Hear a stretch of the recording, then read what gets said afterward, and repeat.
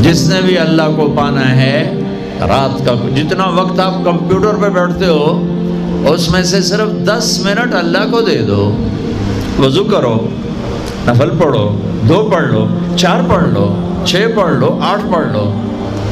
بڑے سست ہو 2 ہی پڑھ لو کہ نام تو آ جائے، نام تو آ جائے کہ ہاں یہ بھی راتوں کو جاگنے والا تھا، یہ بھی اٹھنے والا تھا.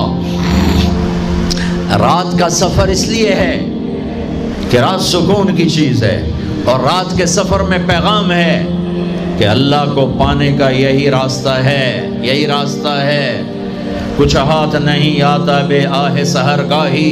ہمارے شاعر اقبال نے کہا تھا کہ اگر اللہ کو پانا ہے یا جو بھی پانا ہے تو راتوں کو رونا پڑے گا، اٹھنا پڑے گا.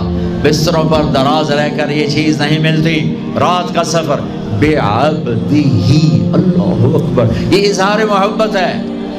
یہ کون ہے؟ کہا جی یہ فلاں پارٹی کا بندہ. یہ کون ہے؟ یہ فلاں پارٹی کا بندہ. لا الہ الا اللہ. اور تمہیں پتہ نہیں میں فلاں پارٹی دا بندہ، پھر منہ تیرے اس بول دا. ہاں میں اللہ کا بندہ ہوں، میں اللہ کا بندہ ہوں، میں اللہ کا بندہ ہوں. یہ سب سے بڑا ٹائٹل ہے. تو اللہ نے رسول نہیں کہا، نبی نہیں کہا، کہا بے عبد